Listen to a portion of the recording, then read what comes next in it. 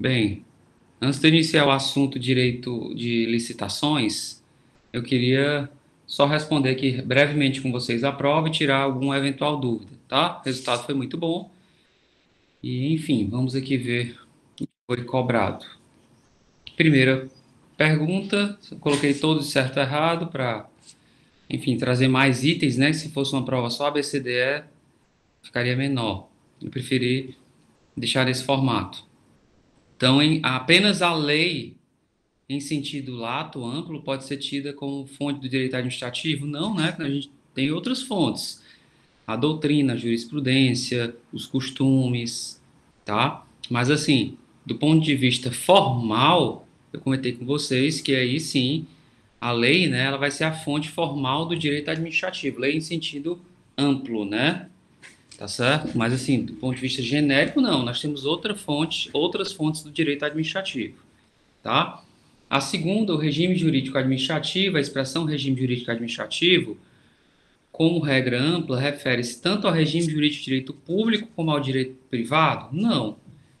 Se refere ao regime jurídico de direito público, a que se submete à administração, né, quanto ao regime especial que assegura à administração pública prerrogativas. Você poderia até considerar, mas assim, regime jurídico administrativo é o regime jurídico de direito público, tá?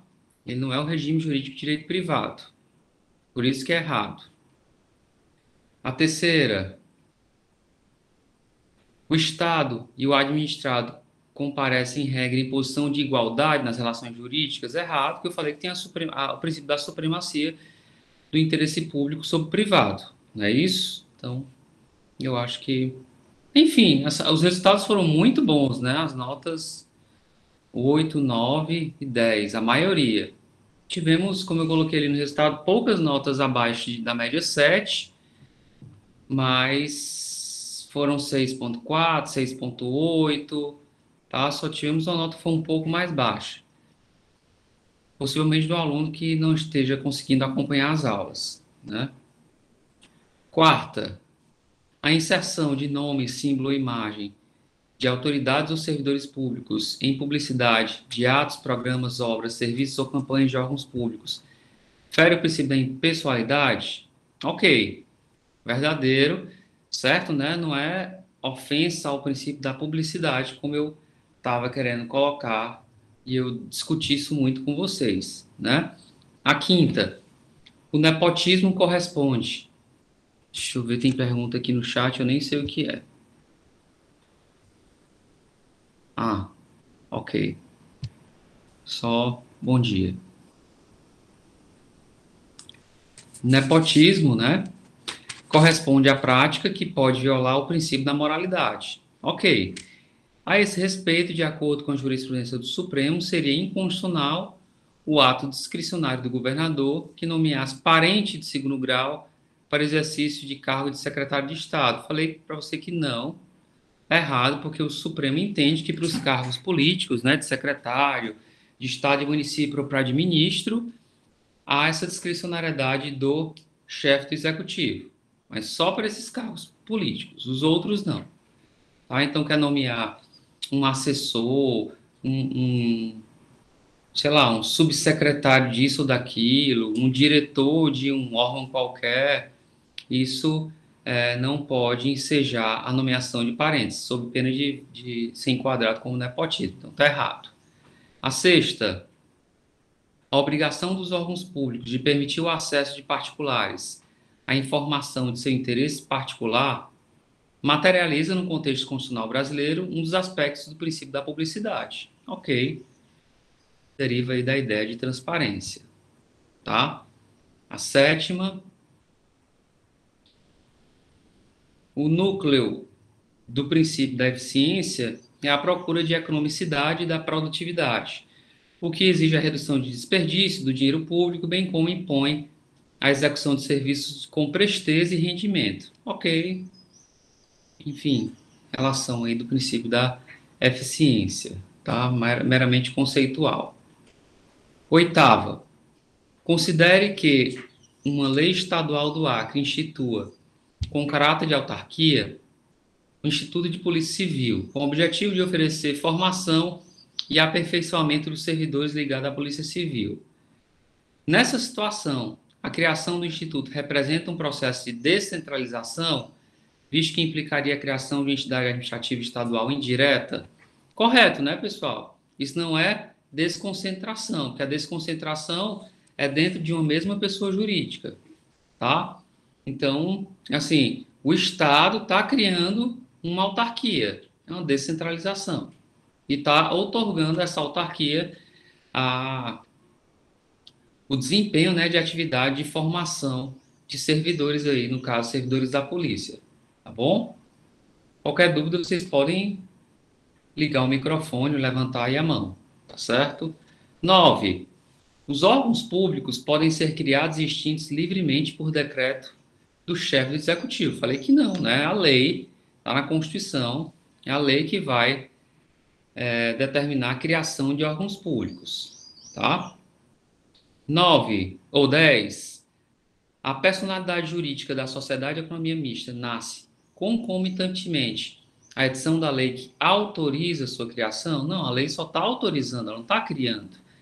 A personalidade jurídica dela é criada com registro no cartório, às vezes na junta comercial, se for o caso, né, se for exigido, se não, é com registro no cartório, tá bom? 11. As sociedades de economia mista são sempre sociedades anônimas? São.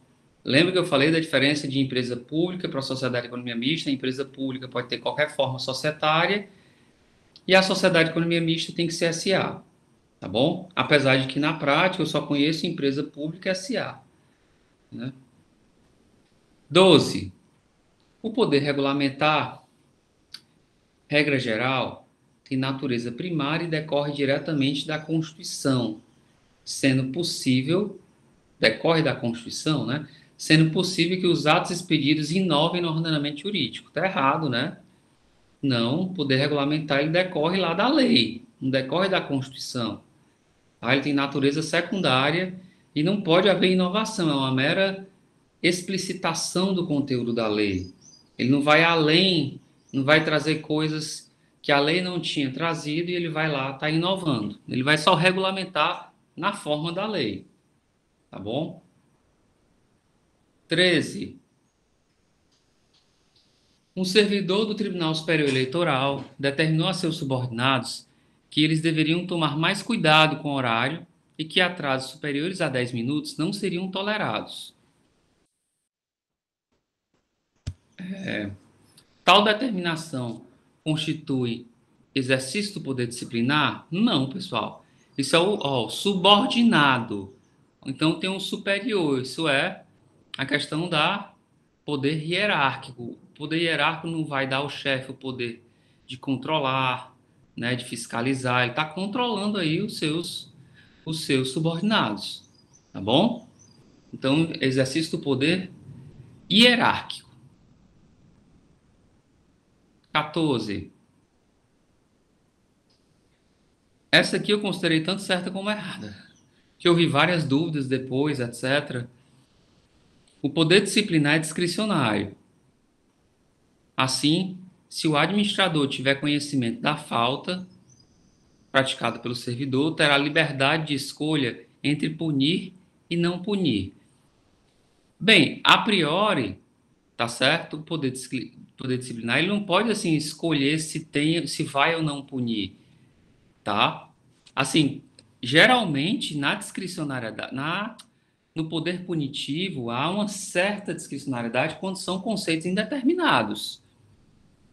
Então, por exemplo, no poder disciplinar, quando tem aqueles delitos lá de conduta escandalosa, né, enfim, no serviço público, aí tudo bem, vai ter uma discricionariedade, aí o gestor vai ter essa liberdade de punir ou não punir, mas em regra não. Por exemplo, é vedado se ausentasse por mais de 60 dias no serviço público. Isso é uma sanção objetiva. É vedado ao servidor público ser administrador de empresa, tá? Ou seja, é uma vedação. Não cabe ao gestor escolher que vai punir ou não punir. Ele tem que punir, tá? Ele tem que punir em regra. Tem que ser uma justificativa muito plausível. Por exemplo, o cara é administrador de uma empresa. Aí, enfim, tem lá no processo administrativo, ele prova que protocolou junto ao contador o pedido dele de retirada da empresa e ele prova também que a empresa ficou inativa, que não teve nenhuma movimentação, que todas as declarações de imposto de renda dela são inativas e sem movimento, etc. Ou seja, aí você poderia até não punir o servidor público, né? Porque ele vai comprovar que não exerceu nenhum ato de gestão. Ele estava lá só no contrato social enquanto gestor, mas a empresa não funcionou, não teve movimentação, foi decretada como inativa lá na Receita, lá na declaração de imposto de renda, etc. Mas, em regra, essas questões objetivas não cabe ao gestor escolher se vai punir ou não. Ele vai ter que punir.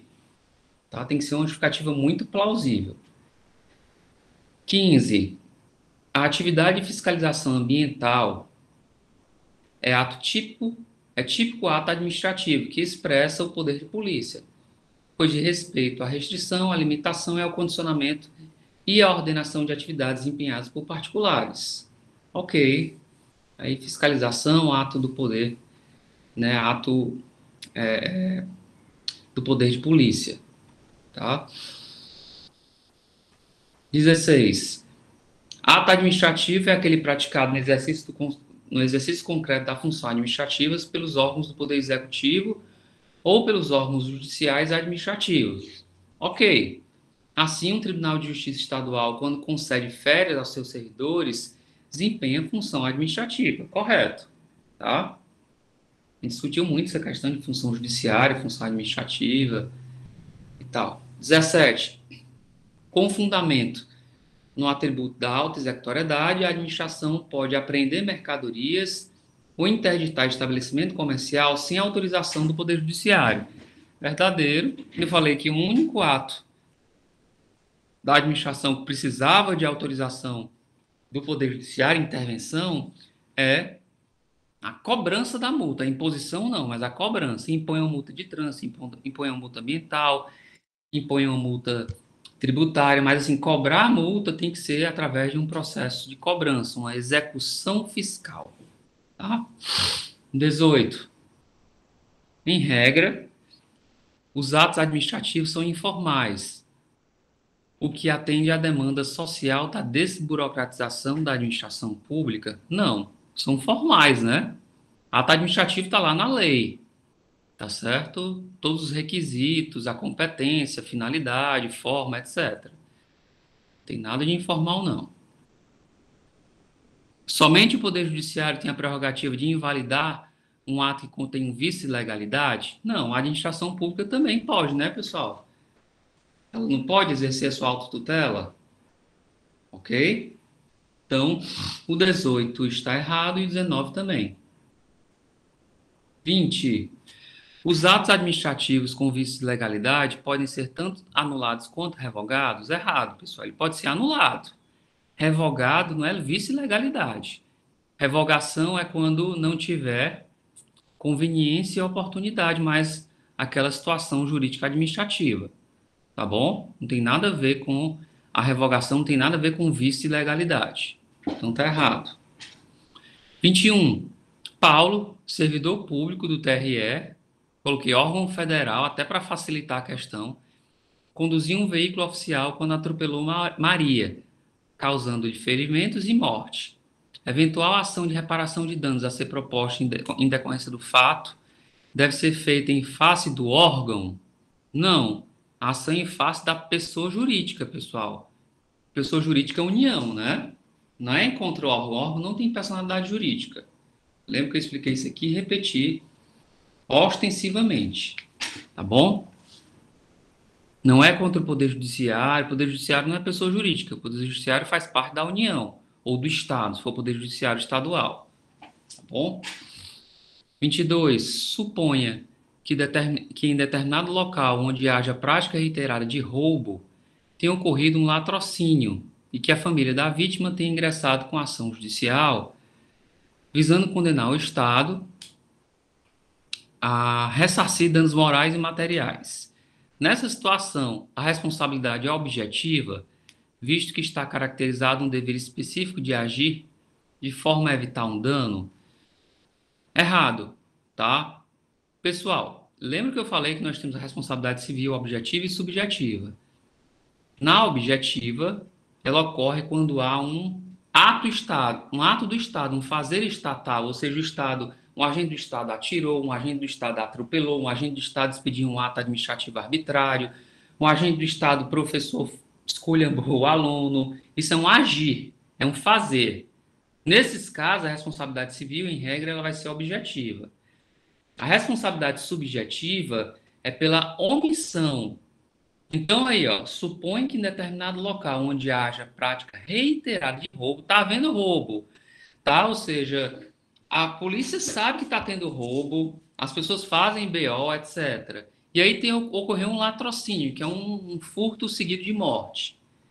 E a família entrou com ação contra o Estado para que ele seja condenado. Para ela entrar com ação contra o Estado, ela tem que provar aí a omissão da segurança.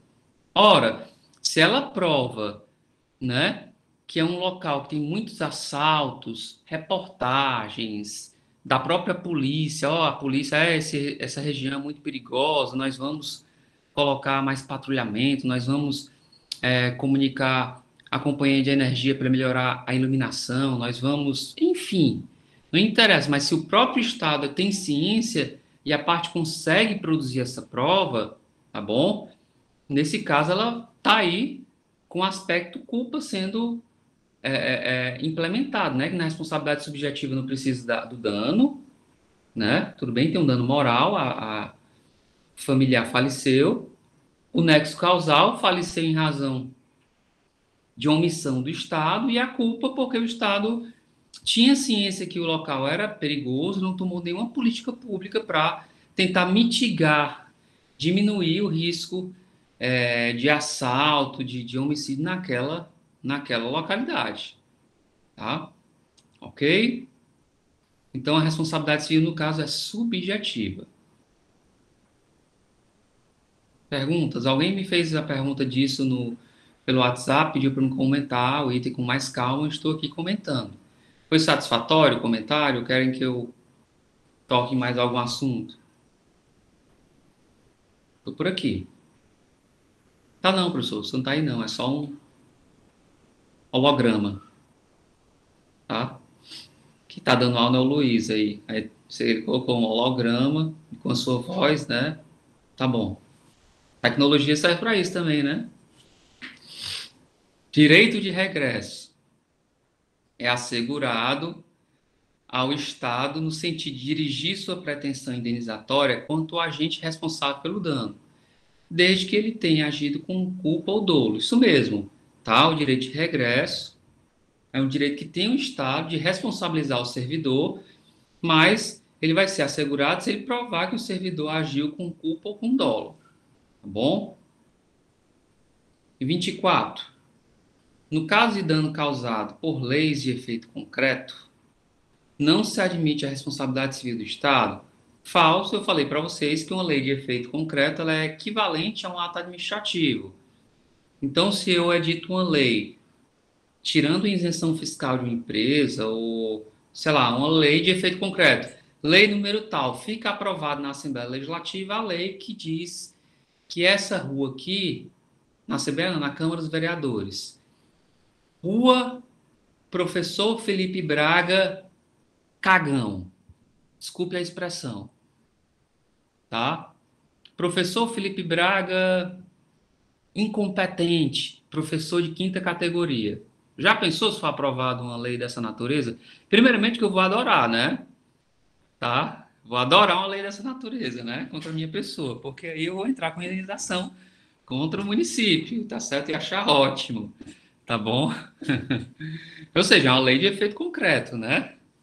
Tá? É uma, como se fosse um ato administrativo isso aí. Ela está prejudicando só uma pessoa, tá bom? Queria que um vereador fizesse isso, né? Propusesse uma lei dessa natureza e tal, tá bom?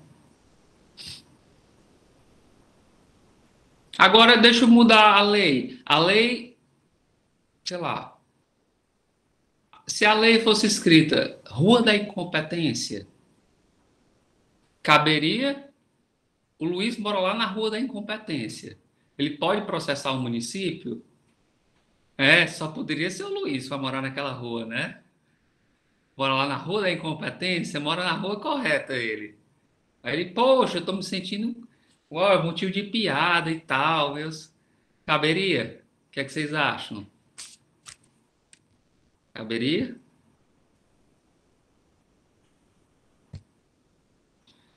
Não sei, eu acho que não, não cabe, né? Porque ela não está sendo contra uma pessoa A. Caberia um movimento político aí das pessoas, tá? Para que possam mudar o nome da rua, tá certo? Caberia até uma ação para julgar inconstitucional a lei, porque ela, enfim, fere os bons costumes, ordem, não sei. Poderia até, em regra, ter um controle dessa natureza. Agora, assim, indenização, não, tá? Porque ela não tá, a lei não está sendo, não foi feita contra a pessoa A, B, C ou D. A não ser que na Rua da Incompetência tenha só três casas: a da Luiz, vereador, tá? Vereador de oposição ao prefeito, tá certo? Aí sim, ele poderia processar, porque quer queira, quer não, a gente vai ver que essa lei foi aprovada com a finalidade política aí de atacar o adversário, tá? Por mais que ela não falasse o nome Luiz, mas o contexto ia provar, não, ele é o vereador de oposição e tal, ok? Vamos lá. Tá viajando demais, professor. Rapaz, na aula passada eu tinha ido 15 vezes a Paris. Agora eu moro na Rua da Incompetência, né? É, pois é, rapaz, o mundo dá voltas, né? Quem sabe eu lhe coloco em Dubai, os próximos exemplos, Dá tá? bem, pode ser que melhore para mim. O Estado não responde civilmente pelos danos causados, mas hoje você foi colocado ao posto de vereador, Luiz. Não vá querer se rebaixar, não. O Estado não responde civilmente por danos causados por atos praticados por agrupamentos de pessoas ou multidões, por se tratar de atos terceiros, que caracterizam excludente, né? Uma força maior, caso fortuito, salvo quando se verificar a omissão no poder público em garantir a integridade do patrimônio danificado, é a hipótese em que a responsabilidade civil é subjetiva. Então, por exemplo, nós vamos fazer uma manifestação, tá? Na praça, sei lá, Praça Portugal. Aí há várias comunicações, amplamente divulgado, e aí o município e o estado do Ceará não colocam nenhum tipo de reforço, tá? Nesse caso, pode ter aí, pela falha de segurança, algum tipo de responsabilização, tá? Não é qualquer coisa, não. Tem que ser uma coisa muito bem provada, tá certo? Uma coisa muito bem provada. Por exemplo, eu já vi um caso de uma manifestação dessa natureza que foi amplamente divulgado, foi recente isso, eu não lembro onde foi o estado ou foi o município. Eu vi só a jurisprudência, não lembro qual foi o site. Mas o município foi condenado pelo fato de ter lá um evento grande, eu não lembro se era manifestação, se era um evento tipo uma feira e tal, mas assim, ver uma pessoa rápida e atropelou a multidão, tá? E assim, uma das pessoas da multidão processou o município e ganhou porque o município não colocou nenhuma barreira. Tinha lá essa feira, era tipo no centro da cidade, tinha o trânsito normal do centro da cidade, não foi colocada nenhuma barreira para fechar as ruas do entorno do centro e tal. Ou seja, houve uma omissão do município sabendo de um evento importante que ia gerar aglomeração de pessoas, etc. Tá? Então ocorreu uma falha aí do município. Ok, muito difícil a prova. Não, né? Não, que todo mundo tirou nota boa, a maioria. Muito difícil, impossível, quase que eu não sabia. Depois deixa eu ver sua nota aqui. Se a sua nota for boa, eu vou diminuir agora. Eita, caiu lágrimas, caiu lágrimas. Eu não sou sentimental. Tenho um coração de pedra, de gelo. Fala-me, Deus. Deixa eu só ver aqui, pessoal, a nossa programação, porque a gente tem ainda. Só um segundo. Vocês querem tirar alguma dúvida enquanto eu complemento? Que a gente tem licitação, contratos, servidores e serviços. Licitação, contratos, servidores e serviços. Então, pessoal, como a gente está bem adiantado na matéria, bem adiantado mesmo, tá? Eu acho que eu não vou nem entrar na aula de licitação, porque senão a gente já vai terminar o semestre vai até, né? Então não se preocupe, tá? A aula hoje vai ser dedicada a revisar, a corrigir a prova, tá bom? Que já passaram aqui quase 40 minutos, então eu não vou nem entrar em licitação para a gente rapidamente, enfim, aí na próxima aula começa cedo e a gente vê licitação como um todo. Aliás, deixa eu começar aqui, não tem problema não. Professor, com licença, é Pois só uma não. dúvida sobre a segunda chamada. Vai ser próxima terça, não é isso? Isso, mas assim, Natiele, a segunda chamada, né, eu vou dar aula normal, terça-feira, tá bom? Então o link vai ficar lá até aquele mesmo horário, tá certo? Mas eu vou dar aula. Ah, certo, obrigada. E as Nada. questões é no mesmo nível também, né? Certo, errado? Não sei, vou ver aqui a prova. Pode ser que seja ABCDE, eu vou ver aqui, tá bom? Ainda Certo, eu vou obrigada. fazer a prova, naquele estilo, né, que eu mandei na véspera, à noite. Eu faço a prova com aquele espírito, tá bom? Vocês viram.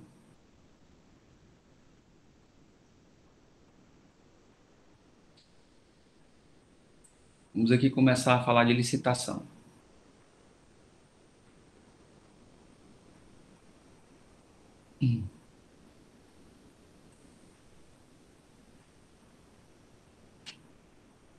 Vou aumentar um pouco mais.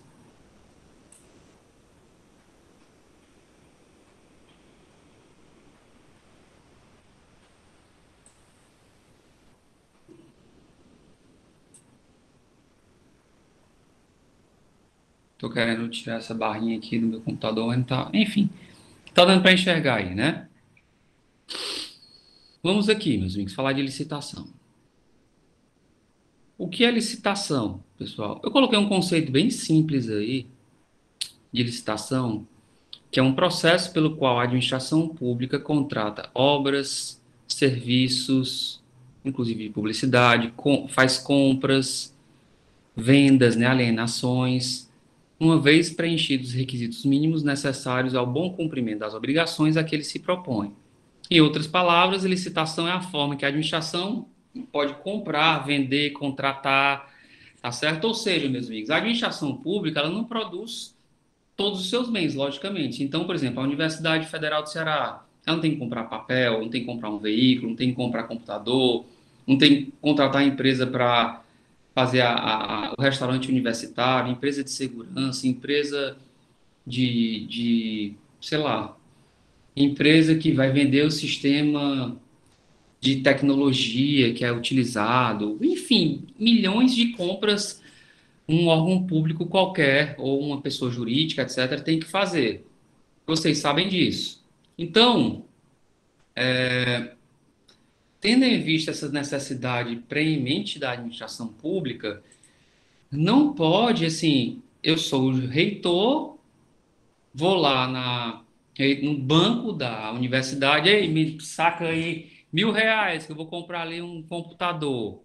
Não é assim que funciona, né? As coisas são formais, tá certo? Então, para que a administração pública realize uma compra, ou então, por exemplo, você vai lá na sala da universidade, olha para o teto, tem ventilador, e aí o ventilador não é mais utilizado porque tem um ar-condicionado. Manda-se retirar todos os ventiladores, né? Porque tem ar-condicionado, é um bem inservível. Aí eu vou vender. Como é que vende? Leva lá para uma feira e vende? Não. É feito um procedimento, né, de leilão para vender esses bens. Tá certo? Então, a licitação é esse processo pelo qual a administração pública vai contratar uma empresa para ser prestadora de serviço, comprar um bem, contratar uma empresa para fazer uma compra e venda, contratar uma empresa para fazer uma obra de engenharia, contratar uma empresa para fazer um projeto qualquer, tá certo? Enfim, são infinitas as possibilidades de contratação, tá? Então, quando a administração pública quer comprar, quer vender, etc., ela vai ter que fazer um procedimento licitatório, que é uma série de atos pelos quais ela vai organizar a contratação de uma pessoa física, jurídica, etc. Entenderam, basicamente, para que serve uma licitação? Querem fazer alguma Sim. pergunta? Ok, então vamos em frente. A Constituição Federal, no artigo 37, inciso 21, coloca que, ressalvados os casos especificados na legislação, né, as obras, serviços, compras e alienações serão contratadas mediante processo de licitação, que assegure igualdade de condições entre os concorrentes, com cláusulas que estabeleçam obrigações de pagamento, mantidas as condições efetivas da proposta nos termos da lei, o qual somente permitirá as exigências de contrato de qualificação técnica e econômica indispensáveis à garantia do cumprimento das obrigações. Então, assim, a gente vai ver muito com calma os requisitos da licitação, mas é uma exigência da própria Constituição. E com base na Constituição foi publicada uma lei, tá? Uma lei, que é a Lei 8666 de 93, que é a Lei Geral de Licitação, tá certo? Lei essa, pessoal, que foi completamente modificada para a Lei 14.133, agora de abril de 2021, que é a nova Lei de Licitação. Só que essa nova lei só vai entrar em vigor em 2023, tá certo? E eu vou trabalhar aqui com a lei que está vigorando atualmente, que é a Lei 8666, tá bom? A nova lei é muito interessante. Assim, ela estava sendo construída há muito tempo, tá? Muito tempo. E foi aprovada agora no governo do presidente Jair Bolsonaro. Ele sancionou a lei. Tá? A lei muito interessante vai entrar em vigor após o mandato dele, mas tem coisas que eu já vou antecipando alguns comentários. Apesar de não cobrar na prova, mas eu vou antecipar alguns comentários, tá bom? A Professor, Constituição... Oi? o que é alienações? Alienação é vender. Alienação é vender. Eu vou alienar o meu carro, vou vender. É vender para o direito, a palavra alienar significa vender ou dar em garantia, tá? Então, por exemplo, eu tenho o meu telefone. Eu quero alienar ele, eu quero alienar para a Irânia, eu vou vender para a Irânia. Eu posso dar em garantia a Irânia, ó Irânia, eu vou dar em garantia o meu telefone para que tu me empreste aí, sei lá, R$ 500. Me empreste R$ 500, a gente faz um contrato, tá? Por escrito, Irane, CPF tal e tal, está emprestando R$ 500 para Felipe Braga, CPF tal e tal e tal. Caso não seja efetuado o pagamento até o dia tal, vai ser dado em garantia, está sendo alienado. O telefone, modelo tal, tem aqueles códigos, né? Até para fins de bloqueio na polícia, MEI, número tal, enfim, um contrato que a gente faz. Você não faz um contrato de alienação fiduciária, né, com o banco, às vezes você faz um financiamento, compra o carro, aí paga, o carro é R$ 100.000, paga 40 mil de entrada e 60 mil parcelado, né? Aí o banco fica lá no documento do veículo, no DUT, alienado ao Banco Bradesco, alienado à financeira, sei lá, essas empresas que fazem financiamento. Banco Itaú, Banco do Brasil, BV Financeira, enfim, ok? Fica alienado. Aí quando você quita, paga, ele vai ser dado baixa essa alienação. Tá? Então, alienar no direito significa vender ou dar em garantia. Tá? Aqui na lei de licitação é mais vender. Então, as compras e vendas serão contratadas mediante processo de licitação. Ok? Ok. Então, outra pergunta aí? Alguém levantou ou não, né? Então, pessoal, a gente tem como lei relevante na parte de licitação a Lei 8666, a Lei 10.520 que institui o pregão, que já não vai mais vigorar com a nova lei, porque a nova lei já vai trazer novas modalidades licitatórias, né? Tem essa Lei 12.332 que fala de publicidade, temos a Lei do Regime Diferenciado de Contratação, isso aí vai ser tudo substituído pela nova lei, tá? Ok? E a Constituição, como está nesse parágrafo acima, ela que tem competência para legislar sobre normas gerais de licitação. Então, não pode ter uma lei de licitação para o Estado do Ceará, uma lei de licitação para o Estado de São Paulo, uma lei de licitação para o Estado da Bahia, não. A lei de licitação é essa lei federal, tá? Isso evita que ocorra, né, essas diferenças e burocratize demais o procedimento de contratação, tá? Artigo 1º da Lei 8666. Esta lei dispõe sobre normas gerais de licitação e contratos. Detalhe, a lei fala de licitação e contrato administrativo. A empresa, quando vence a licitação, depois ela vai contratar com a administração pública, tá certo? Então, a lei também dispõe sobre como vai ser feito esse contrato, a fiscalização do contrato, a revogação do contrato, os efeitos do descumprimento, etc. Tá? Então, a gente vai ver isso depois de ver licitação. A matéria seguinte é contrato administrativo. Então, essa lei estabelece normas gerais de licitação em contratos. Professor, Oi. eu acho que eu estou me avexando, mas concurso é uma forma de licitação? Sim, você está se avexando, e sim, é uma forma de licitação. Mas não é o concurso público de provas e títulos, não, tá? O concurso forma de licitação é o concurso para escolha de trabalho técnico, artístico ou científico. A gente vai já chegar nele, tá? É um concurso de monografia, é um concurso de teatro feito pela prefeitura, é um concurso para escolher o melhor projeto de requalificação da orla de uma cidade. Aí a gente tem esse concurso enquanto modalidade licitatória. A gente vai já chegar Professor, nele. Oi, Larissa. talvez a coisa mais próxima também de concurso, no caso que a Irane falou, que tem a ver com licitação, seja, sei lá, para escolher a banca para que vai fazer a prova.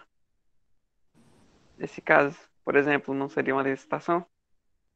Não, escolher a banca, Por exemplo, que vai concurso, aplicar a prova. Não tem não que escolher, não?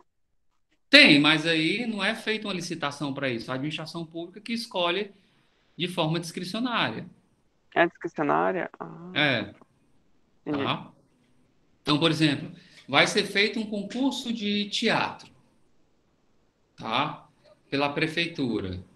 A prefeitura vai convidar, ela convida um gestor, mas ela pode convidar gente de fora, inclusive da administração pública, para ser o julgador, tá? Então, ela vou chamar um grande ator, um grande, enfim, professor da área do curso de teatro, que não são servidores públicos, tá?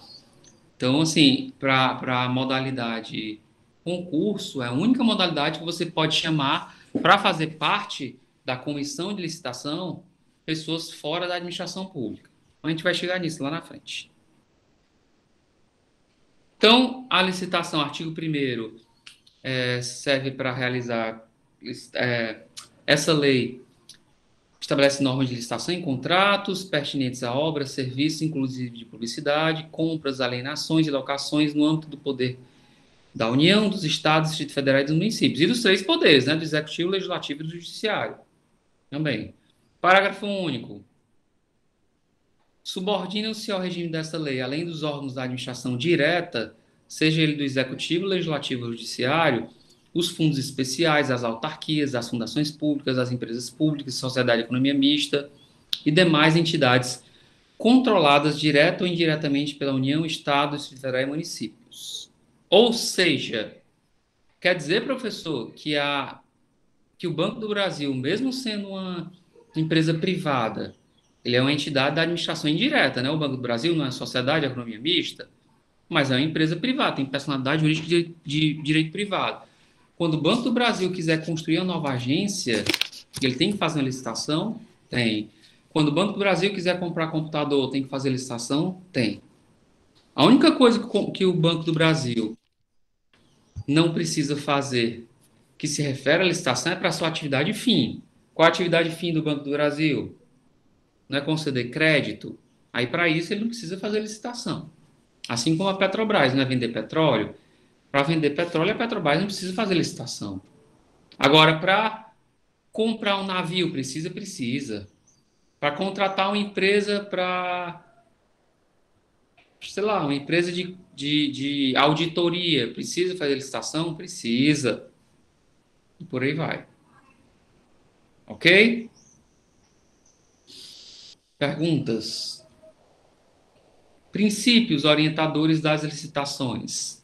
Tem muita coisa aqui, pessoal, que a gente já viu como princípios do direito administrativo, que eu não vou repetir, tá?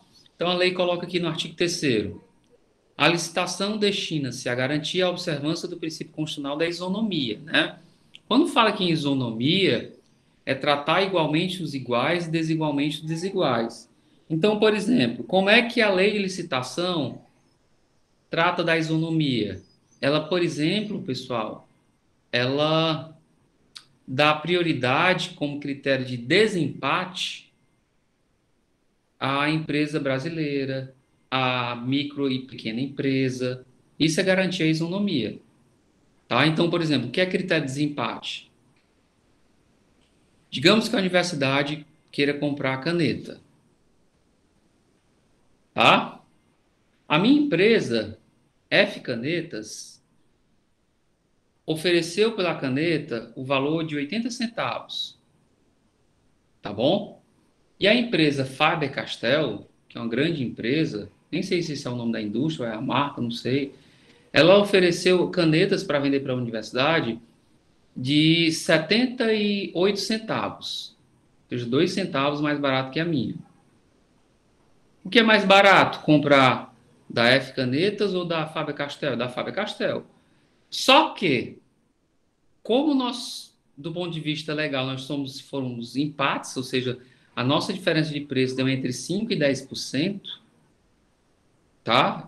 A minha foi 80%, a dele foi 78%, dá menos do que 10%, né?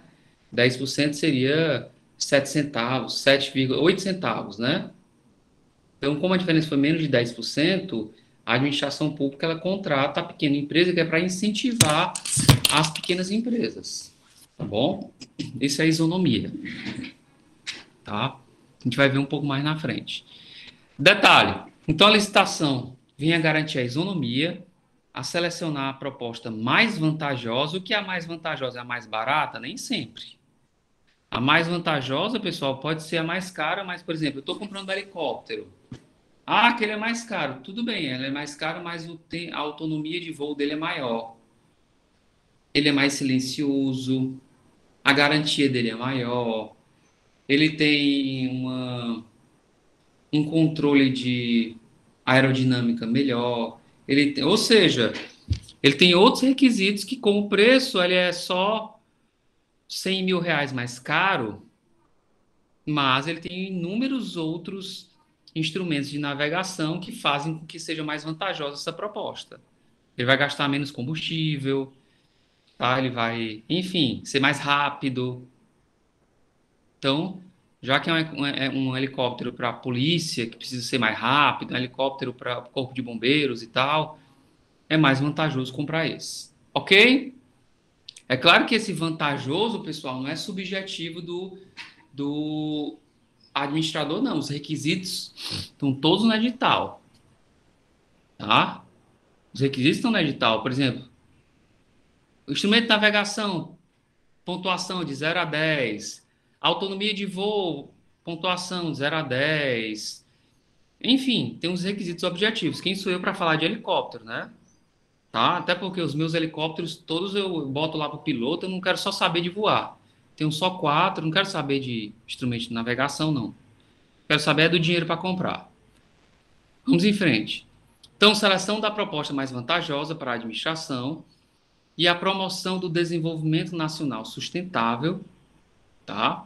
Isso que é importante na licitação como princípio, né? Então, Não vamos comprar, fazer licitação, sei lá, para contratar a empresa que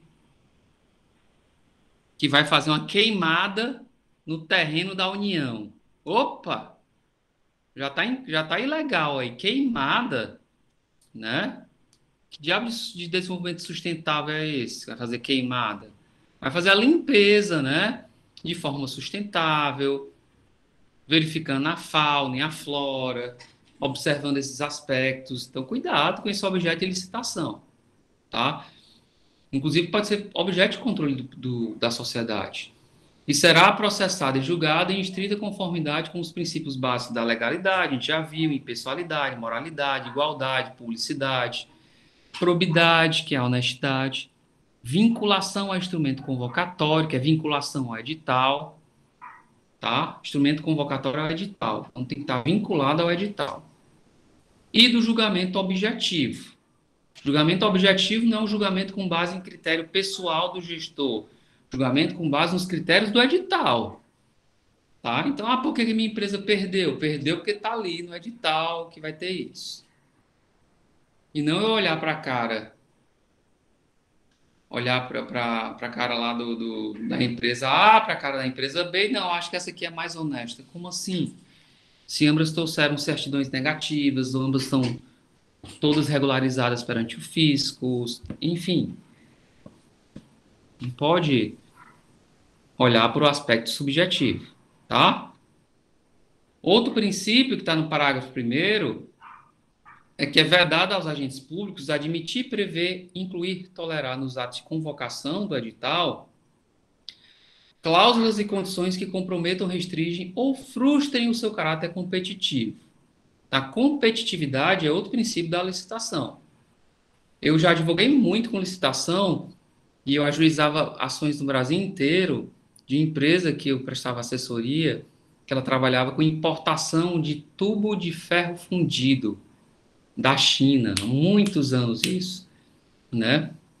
Aí a empresa participava dessas licitações de companhia de água e esgoto, e vez por outra vinha um edital dizendo o seguinte, ó, nós queremos comprar 10 quilômetros de cano, só que cada cano tem que ter 2,33 m. E como assim tem que ter 2,33 m um cano? Um cano não pode ter 3 metros, 4 metros, 2,5 m. Você não precisa de 10 mil metros? Tá? Então, se não tem justificativa técnica para o cano ter 2,33 m, pessoal, não pode o edital colocar que o cano tem que ter 2,33 m. Esse edital só tinha isso porque a gente sabia que só tinha uma empresa no Brasil que fabricava cano com 2,33 m. Só essa empresa tinha essa forma. Tá? Porque, assim, mudar o tamanho de um cano é algo super complexo. Tá? Principalmente num cano dessa natureza, porque tem que ter teste de vazão, teste de resistência, teste tem que ser aprovado pelo Inmetro. Então, assim, você mudar o tamanho de um cano da noite para o dia, né, demora para você ter a certificação técnica. Então, assim, um cano de 2,5 m para um cano de 2,33 m, ele não vai fazer diferença a não ser que houvesse uma justificativa técnica, né? Tá bom? Por exemplo, a universidade vai precisar de um cano para colocar nesse sistema de tratamento, e ele foi todo montado com essa recepção e foi montado para ter essa medida. Fosse uma questão técnica para mostrar que entre a bomba de sucção e a outra coisa tem que ter essa distância porque a pressão, enfim, tem que ter alguma coisa técnica que justifique essa medida. Tá bom? Bem, eu vou ficar por aqui. Na próxima aula a gente continua. Deixa eu interromper aqui a gravação. Me lembrem que eu parei aqui.